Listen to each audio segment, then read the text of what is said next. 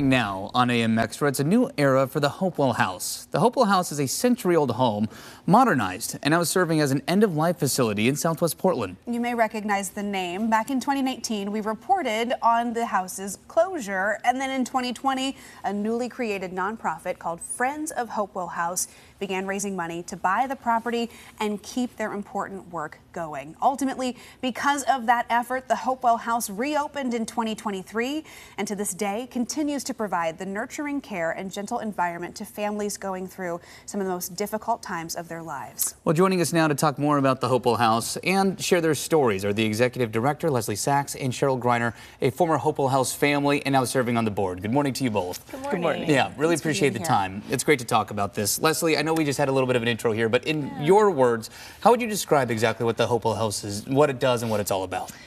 The Hopewell House is really a care environment like nowhere else, and we care exclusively for people who are on hospice and at the end of life. And everything that we do and the way it's set up is to tend to the rhythm of the dying process. So not only the care that we provide for our residents, but also tending to the families and the support system to make sure that they have what they need to feel supported and connected and to create meaning at the very end of life.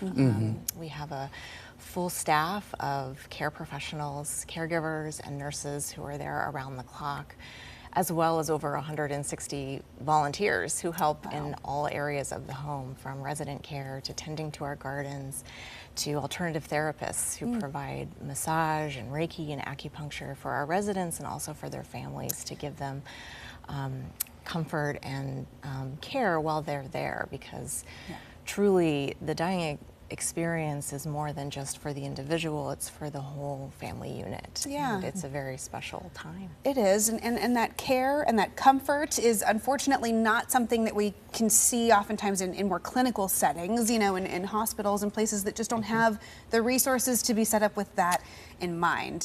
So it's a very different experience for families going through this process.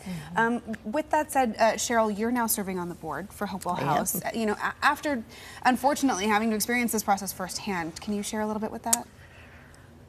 Yes, my daughter, Stephanie, died at Hopewell House 4 months before it closed. And that was after a cancer battle, we understand. I know it's so difficult, and I'm so sorry. We were unable to have her at home. The pain was too much, and she needed more than we could give her. When we walked in the doors, a weight was lifted off our shoulders, and she was cared for, and we were cared for. She had 4 young children, and they were able to visit their mama in a house. And we'll be eternally grateful for the care that she received. Excuse me. No problem. Well, how impactful was that, you know, for you and your family in the years that have followed to have been able to say goodbye?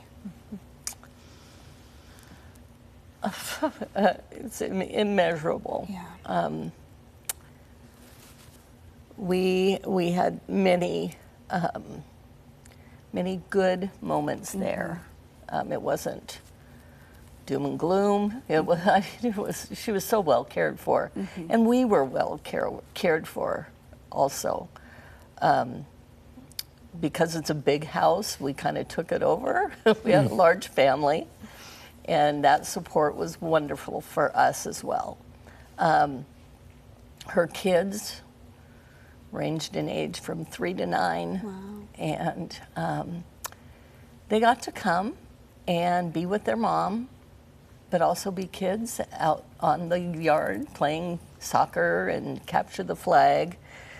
And Hopewell House is a beautiful setting, a lot of nature, and they would run around on the trails, and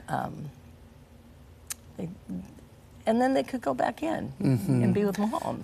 You both were gracious enough to invite me to tour the facility last week, and I'm really glad I did, because it really helped put into perspective the holistic approach that you have in talking about those families. And Cheryl, you mentioned a story to me then that I thought was really powerful, which is how one of your grandkids described the Hopewell House. If you don't mind sharing that story. Kieran was 3 at the time and going to preschool. And he shared with his class that he had 3 houses: Mama's house, Daddy's house, and Hopewell House. Wow. It just shows, I just really think that paints the picture of how welcoming the Hopewell House is for families going through a really difficult time. Well, and Leslie, to your point, this is a lot of volunteers as well as a full-time staff, and we've seen quite the effort over the last few years to make sure that this resource can continue to be available to folks in the community. What do you want people to know today about how they can support this work? Well, Hopewell House is really for the community, created by the community. So we always ask for people, if they're interested in supporting Hopewell House or just interested in seeing it or learning more about it, to come and take a visit. We have monthly tea and tours, which you can find on our website to sign up for. People are always interested in volunteer opportunities, which are continually adding and changing over time of what we need, and of course we are a nonprofit, so we always welcome any support, financially or otherwise, because it's such a valuable resource in our community, and we want all people to be able to access it regardless of their financial situation or what they have going on in their life. Yeah, an important conversation to have, and I appreciate you both being here. Cheryl, thank you for sharing your story. That takes a lot of courage, and I appreciate you doing that. And again, we're going to have all this information on KOIN.com. If you're interested, you can talk about those tea and tours. You can reach out. Again, that information is on KOIN.com. We'll be right back.